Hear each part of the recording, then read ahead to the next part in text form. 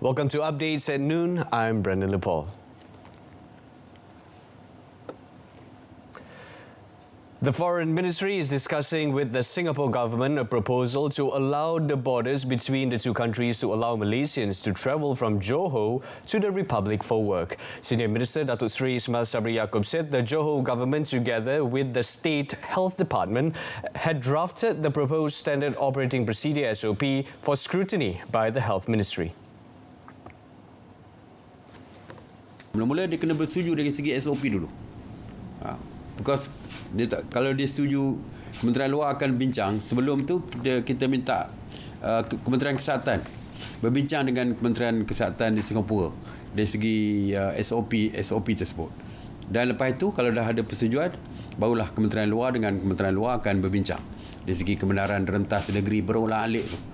Dan kalau boleh, dan kita pun dah minta supaya MKM mendapatkan lebih detail tentang pekerja kita yang berulang-alik tu.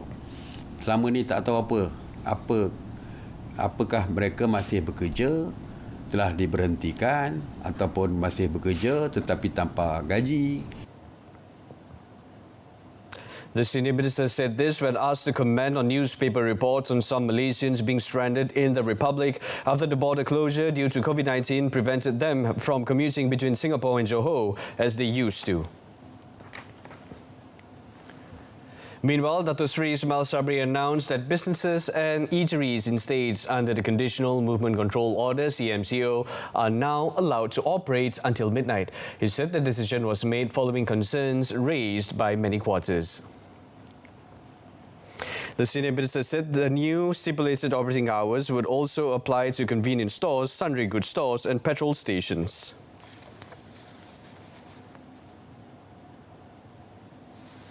Mesyuarat bersetuju untuk membenarkan pembukaan restoran dan juga perniagaan-perniagaan lain sehingga pukul 12 seperti kedai serbanika, convenience store, petrol station, kedai runcit. Ada kedai runcit kat bandar-bandar kecil, ada kedai runcit yang biasanya orang bergantung untuk membeli barang, kita buka juga sampai pukul 12. Mana-mana aktiviti perniagaan kita buka sampai pukul 12. Kita setuju. Bukan saja restoran tetapi yang lain. The government had also allowed the driving training institutes in the country to operate during the CMCO period, providing they adhere to the SOP set by the Ministry of Transport at all times. The Health Ministry detected 4 new COVID-19 clusters yesterday involving Kuala Lumpur, Selangor, Perak and Johor. Health Director General Tan Sri Dr. Nur Hisham Abdullah said the 4 clusters, dubbed the Bintang Cluster, Indah Mas Cluster, Teja Kasih Cluster and Kobena Cluster, had recorded a total of 159 positive cases so far.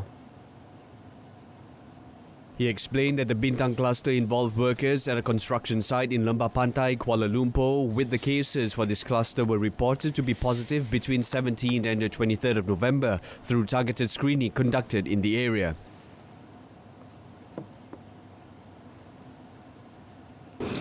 Sehingga 23 November, sejumlah 608 individu telah pun disaring, di mana 95 kes telah dikesan positif dalam kluster ini. Daripada jumlah ini, 94 kes merupakan bukan warga negara dan seorang warga negara.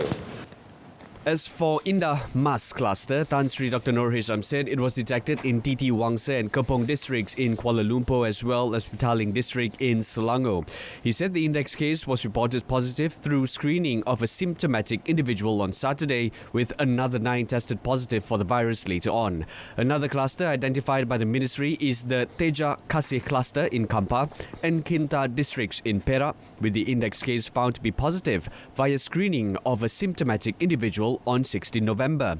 A total of 130 individuals have been screened and 41 of them confirmed positive of COVID-19. As for the last cluster, the Kobena cluster, it was detected in Johor Bahru with 13 people tested positive in connection with this cluster. The Health Director General also said that there were 3 clusters which have officially ended, namely the Jambul, Surat and Hampa clusters. The Domestic Trade and Consumer Affairs Ministry will not hesitate to list onions as a price control item if there is persistent shortages and the situation is urgent. Its Minister, Dato Sri Alexander Nantaling, has said the ministry will continue to monitor the situation and conduct inspections at all levels, including suppliers, wholesalers and retailers, in order to address the issue. In a statement released, the minister explained that the price for shallots and onions were influenced by supply and demand, just like the other items that are being sold in the market. He said there has been a high demand for onions in India, which indirectly affects the supply of the vegetable to this country. He said that the Indian government previously issued a ban on export of almost all types of onions to meet their domestic needs following the floods in their country, and this has led to the increase of price for the respective item.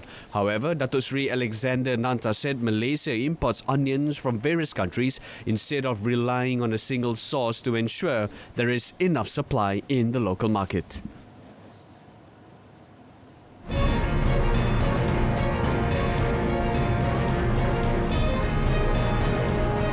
On to a quick break, and when we come back, Green Travel Bubble initiative to revive tourism sector.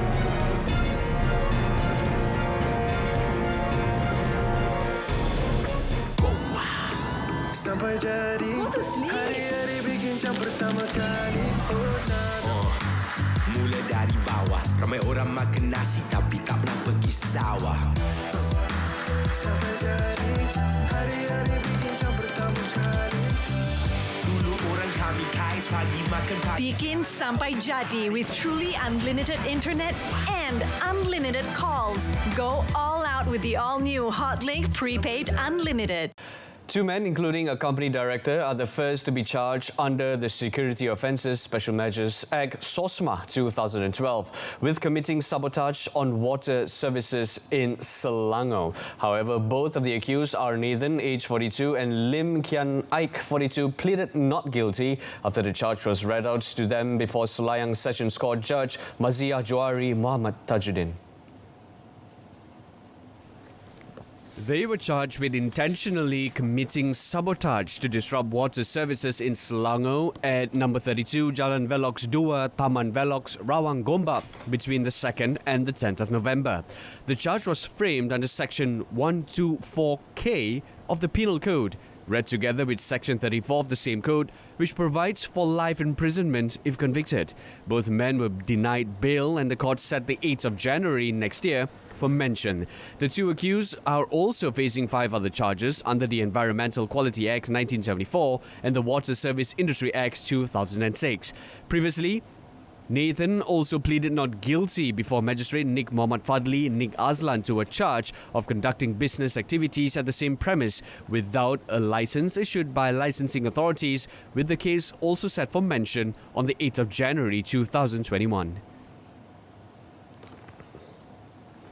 Meanwhile, in Kedah, 4 Indonesian contract workers were brought to the Sungai Petani Sessions Court for causing pollution in Sungai Muda on the 12th of November. However, no plea was recorded from the 4 men, Dedi Hardianto, 32, Bestian, 38, Andika Saputra, 32, and Ade Pitria, 33, as they did not understand the charge that was read out to them before Judge Azman Abu Hassan. According to the charge, they were alleged to have jointly committed mischief by causing a diminution in the supply of water by polluting Sungai Muda, which indirectly led to the closure of the water treatment plants at Jeniang Baru, Jeniang Lama and Sungai Pau, Gurun. They were charged under Section 430 of the Penal Code, which carries an imprisonment for up to 30 years or with fine or both if convicted. The court set the 22nd of December for mention and will arrange for an interpreter to read out the charge against them in the Indonesian language. The 4 men were allowed bail of 50,000 ringgit with a local surety each, but were ordered to surrender their passports and work permits to the court. Now, the police have crippled a motorcycle theft gang dubbed Gang Mat Top following the arrest of 5 men during a series of raids at Kota Tinggi and Ulu Tiram in Johor.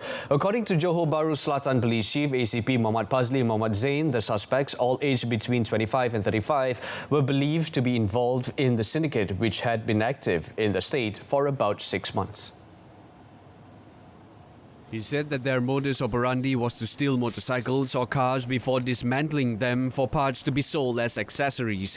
3 of the suspects have previous criminal records involving drugs and crime. The police also seized 4 vehicles worth 30,000 ringgit during the operation, and all 5 men are currently under remand until the 26th of November, and the case is investigated under Section 379A of the Penal Code for theft of a motor vehicle.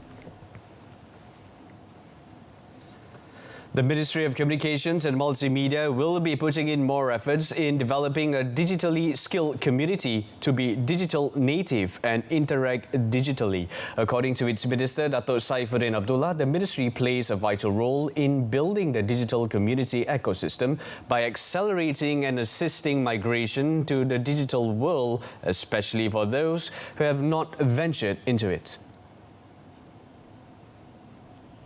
In a post on his Facebook account, the minister said KKMM will boost local talents and further enhance the Smart Society program among the grassroots community, apart from making them aware of this information and cybersecurity. He said that the use of 1,101 community internet centers (PIK) throughout the country will also be optimized. Dato' Saifuddin added that the ministry will embrace the role of its agencies, including the Communications and Multimedia Commission, MCMC, Malaysian Digital Economy Corporation, MDEC, and Cybersecurity Malaysia, CSM, to develop the local community in harmony with the digital community. Local tourists in the country will be able to enjoy some 44,000 hotel rooms with various packages including voucher rebates, cash and discounts through a tourism promotion campaign. Tourism, Arts and Culture Minister Datuk Sri Nancy Shukri said the campaign, conducted through collaboration with the airlines and a few hotels associations, is part of efforts to revive the tourism industry, which has been affected badly by COVID-19.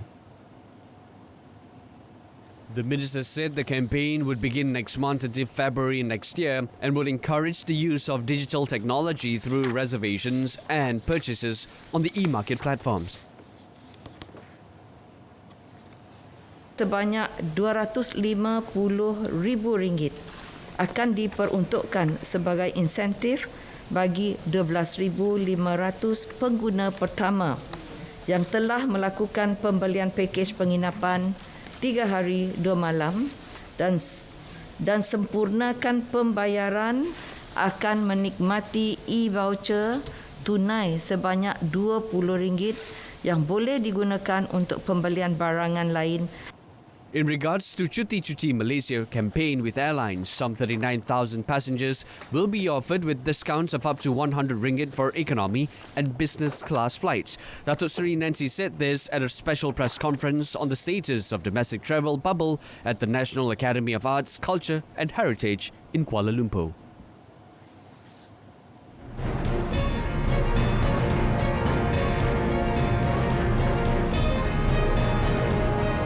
Still ahead, WHO awaits AstraZeneca COVID-19 vaccine data.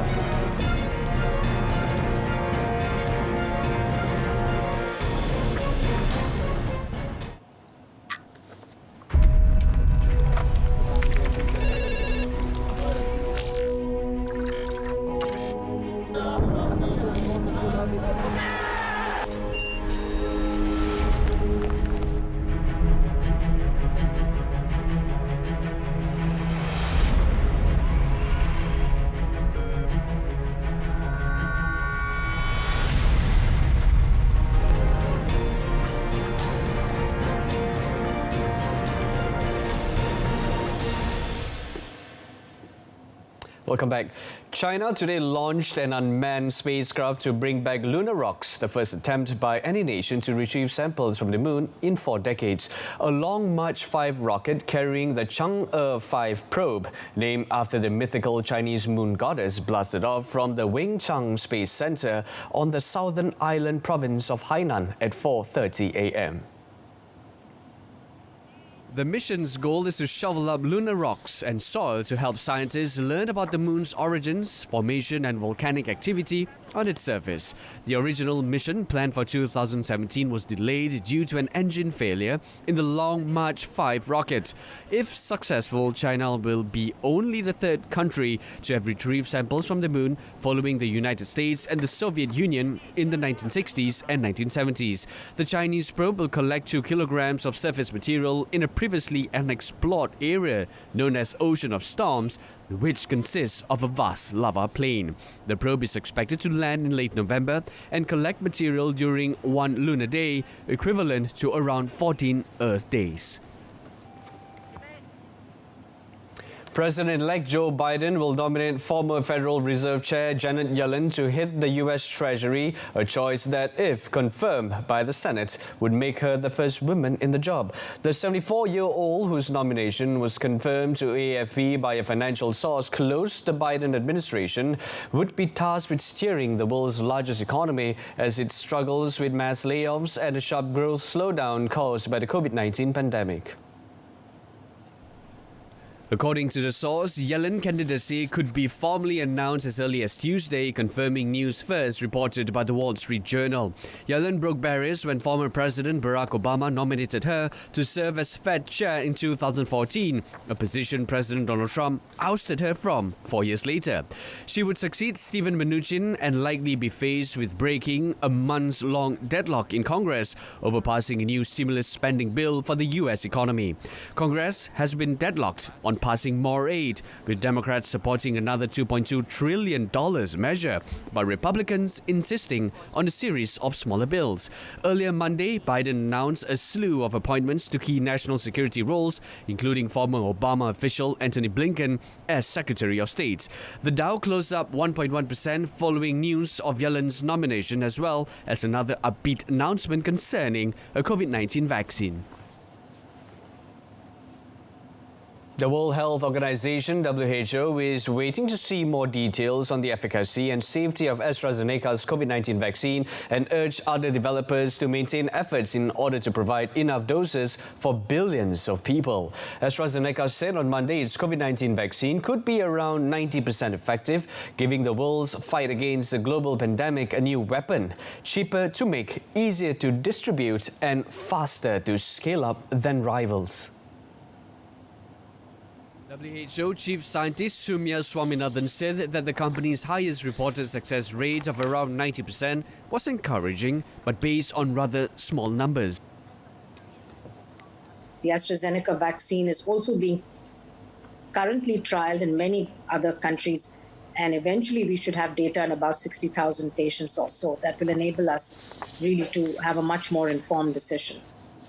She urged other developers to continue work, saying a variety of vaccines would be required to meet global needs. Speaking alongside Swaminathan, WHO Director General Tedros Adhanom Ghebreyesus said that $4.3 billion was needed urgently for a world vaccine sharing scheme, warning that the poorest and most vulnerable could miss out. Dozens of countries have signed up to the global vaccine plan known as COVAX, which was set up by the WHO and the Gavi Vaccine Group to provide vaccine doses for countries that could not otherwise afford them.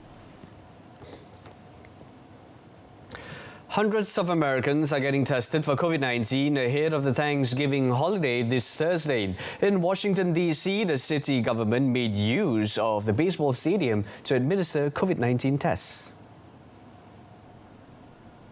People waiting for the testing site told Reuters they had tried to get tested at different sites around the city, but other places had already run out of testing kits for the day. You know, I have several relatives that I love and care about deeply here in the area, and in order for me to spend Thanksgiving with them, I felt like it was important to take an abundance of caution to get tested. One couple flew in from Hawaii to visit their family for Thanksgiving, but they are isolating themselves after taking the COVID tests to limit exposure. Yeah, my grandmother's turning 100 in a couple weeks, and in order for me to even be within 20 feet of her, my family decided that I should have a negative test, and Holly as well, and so that's why we're doing it.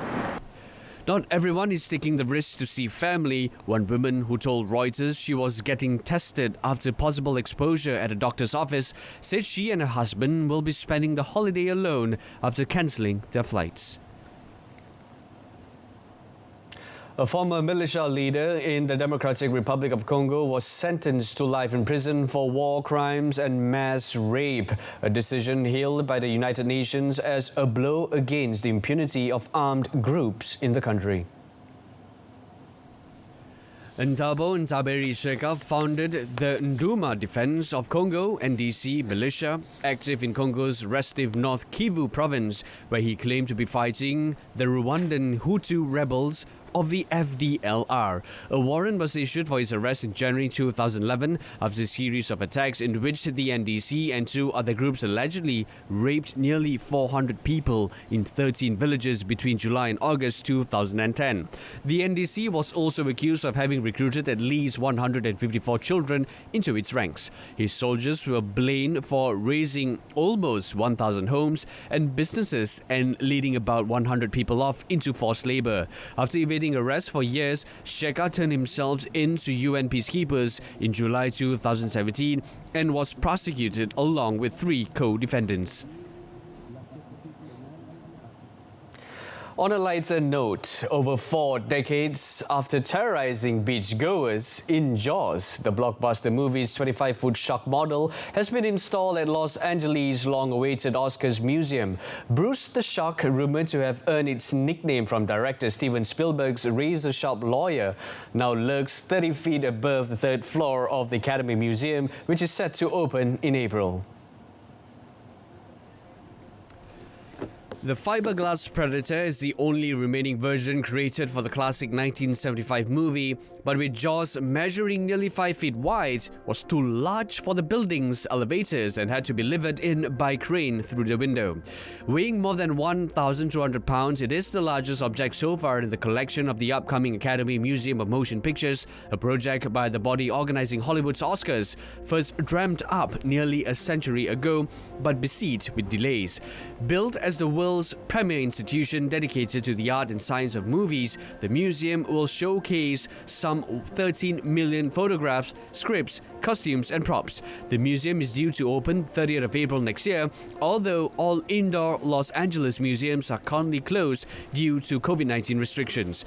The Futuristic Museum contains a 1,000-seat theater inside a seemingly suspended glass, steel and concrete orb connected to sky bridges to a converted department store housing the main galleries and the shark.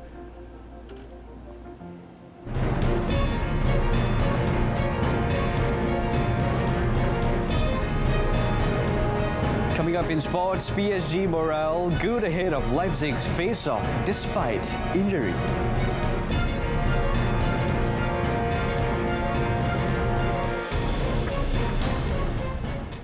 Now, Paris Saint-Germain continue to be plagued by injuries, but coach Thomas Tuchel is optimistic the fit again Kylian Mbappe can make the difference in Tuesday's vital Champions League encounter with RB Leipzig. PSG hosts the German club at the Parc des Princes, having lost 2 of their opening 3 matches in Group H. Beaten 3-1 in Leipzig 3 weeks ago, another defeat here could push last season's Champions League runners-up to the brink of elimination in the group stage for the first time since the Qatari takeover of the club in 2011. Mbappe missed the defeat in Germany because of a hamstring injury, but returns here looking to end a run of 7 Champions League games without a goal in 2020. Neymar is also expected to start after the world's most expensive player made his return from several weeks on the sidelines as a substitute in Friday's 3-2 defeat by Monaco in Ligue 1. Injuries and suspensions have hampered the French champions ever since the season started and will do so again at the Parc des Princes on Tuesday. Mauro Icardi, Julian Draxler, Idrissa Gana Gueye and Thilo Kehrer are all on the sidelines, along with Spanish left-back Juan Bernat, who is recovering from a knee operation. Midfield duo Marco Verratti and Ander Herrera were on Monday rated as doubtful by PSG. Centre-back Presnel Kimpembe is suspended after being sent off in Leipzig last time out. Meanwhile, Leipzig coach Julian Nagelsmann was confident of managing nerves and said the team was more than able to put up a very good game against the French side. The Leipzig coach said he expected PSG to apply pressure at the Parc des Princes, but that his team would still play to win after beating the French champions 2-1 in their first meeting in the group. In the summer semi-finals, Leipzig were beaten 3-0 by PSG, robbing them of a place in the finals. The Germans had outperformed all expectations by reaching the last four, knocking out Tottenham Hotspur and Atletico Madrid en route. At the halfway mark, PSG are third in Group H on 3 points, 3 behind Leipzig, and leaders Manchester United both on 6. As Dinamo Kyiv prepared to host Barcelona in the Champions League match today, coach Mirja Lucescu said he expects the group leaders to step up their defense as they rest star forward Lionel Messi.